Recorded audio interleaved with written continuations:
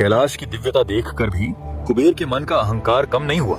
शिव बोले, कुबेर, मैं तो तपस्वी हूं, भोग मेरी प्रकृति नहीं।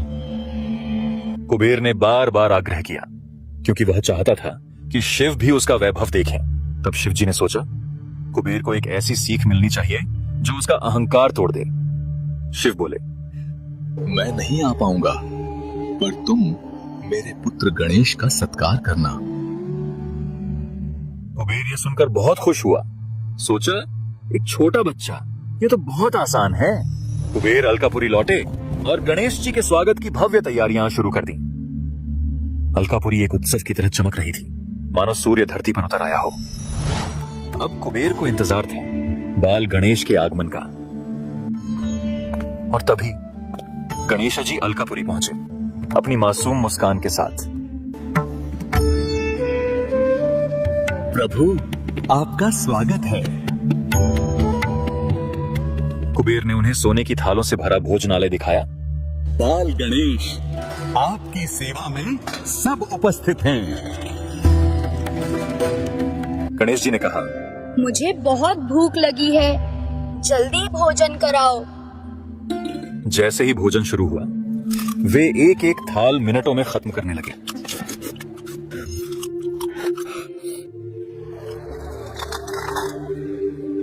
कुबेर आश्चर्य में थे, इतनी तेजी? यह तो साधारण भूख नहीं। गणेश जी ने सैकड़ों थालियां खत्म कर दी और बोले, और लाओ। कुबेर ने रसोई को आदेश दिया, सब परोस दो।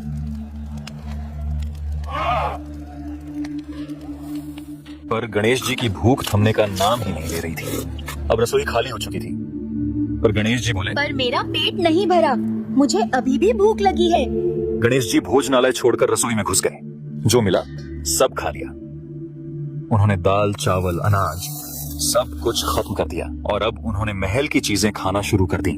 मेज, कुर्सियां, सोने के बर्तन। कुबेर जी अब भय से कांपने लगे।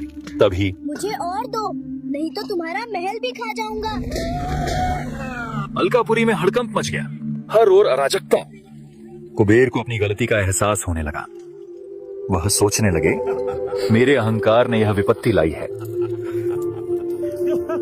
तभी गणेश जी कुबेर जी के पास आकर बोले, अगर भोजन नहीं मिला तो मैं तुम्हें भी खा जाऊंगा। कुबेर भय से चिल्लाए, प्रभु,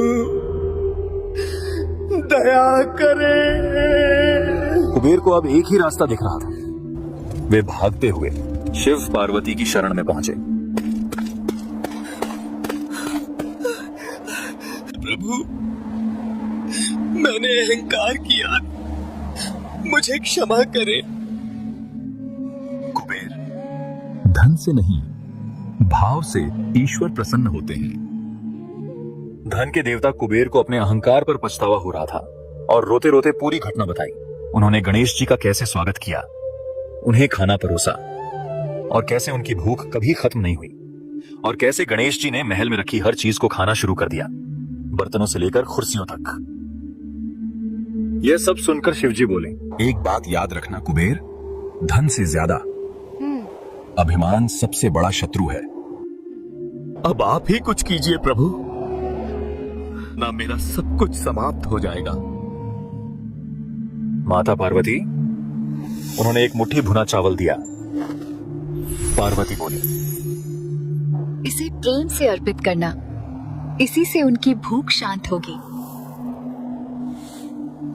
कुबेर चकित थे, इतना साधारण प्रसाद। शिव बोले, कुबेर, सरलता में ही सच्ची भक्ति है। कुबेर प्रसाद लेकर अलकापुरी लौटने लगे। उनके मन से अब अहंकार बिल्कुल मिट चुका था, सिर्फ भय और पश्चाताप था। कुबेर अलकापुरी पहुंचे तो वहां अराजकता का माहौल था। गणेश जी अब भी भूखे थे।